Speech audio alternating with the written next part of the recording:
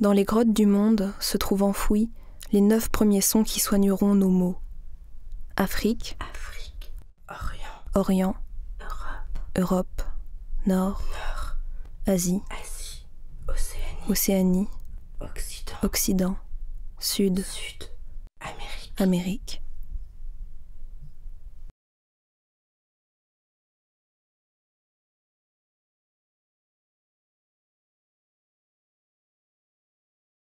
Le jazz n'a jamais cessé d'être africain. On peut le voir dans les années 30 avec le style jungle, ou dans les années 40 avec Duke Ellington et sa suite Black, Brown and Beige, qui raconte l'histoire de ce peuple noir américain.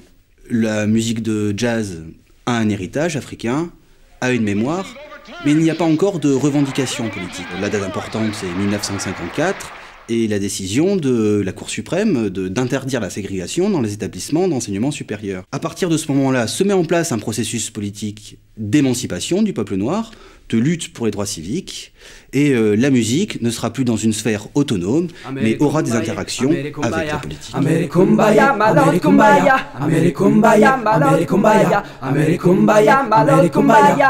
Oh Lord, kumbaya.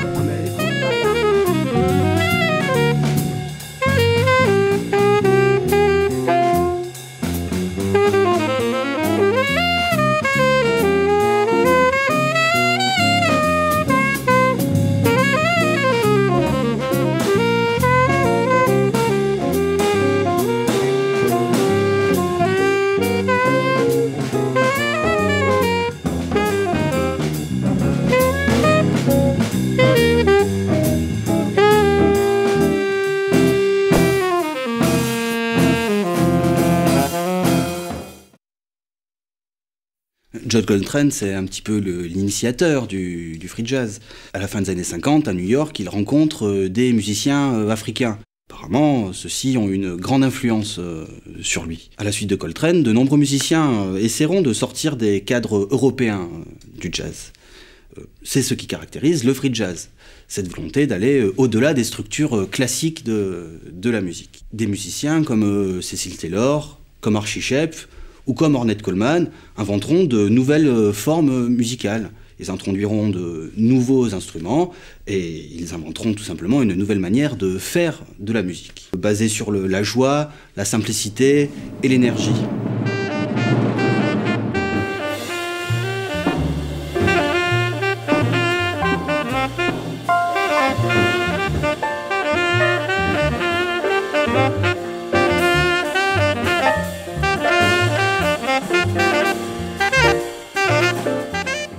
Si on doit constater que ce mouvement d'émancipation a été fécond sur le plan politique, on peut néanmoins s'interroger sur la descendance artistique et musicale du mouvement de free jazz.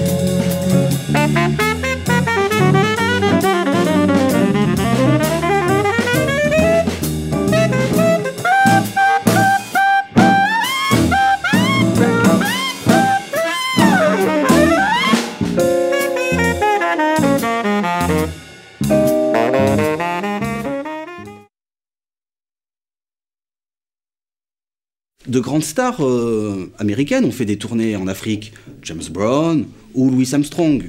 Mais il semble que ces tournées n'aient pas eu les résultats escomptés, si bien qu'un hiatus ou une incompréhension persiste entre États-Unis et Afrique. Et il y a un exemple célèbre, le festival panafricain d'Alger en 1969, où a lieu une rencontre entre musiciens de free jazz et musiciens traditionnels africains. Les musiciens soufis, imprégnés de la dimension rituelle de la musique, ont eu du mal à comprendre les intentions esthétiques des musiciens de free jazz et leur dérive vers une non-musique, vers une anti-musique. La première superstar musicale du tiers-monde est américaine, vient du continent américain, mais ne vient pas des États-Unis. Elle vient de la Jamaïque, et c'est Bob Marley, dont le reggae est tout de même assez éloigné du free jazz. Les Africains inventeront, eux aussi, une musique populaire et moderne, par exemple Fela Kuti et son afrobeat. Globalement, le retour vers l'Afrique du jazz a été, semble-t-il, un échec. Le jazz a une dimension qui est proprement américaine, qui est une dimension de métissage de musique africaine et de musique européenne. Les Africains ont eu beaucoup de mal à se réapproprier cette musique qui, à l'origine, venait de leur continent. Cette dimension africaine du jazz a, semble-t-il, oui, été un échec et le free jazz s'est révélé finalement, sur le plan esthétique, relativement stérile. La musique, c'est comme l'esclave qui s'est évadé. Elle ne peut rester au même endroit qu'un temps limité, sinon elle sera irrémédiablement capturée par le système.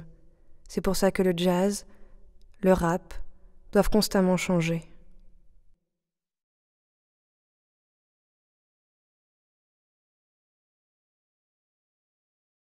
I've got joy like a river, I've got joy like a river, I've got joy like a river in my soul. I've got joy like a river, I've got joy like a river, I've got joy like a river in my soul. I've got joy like a river, I've got joy like a river, I've got joy like a river in my soul.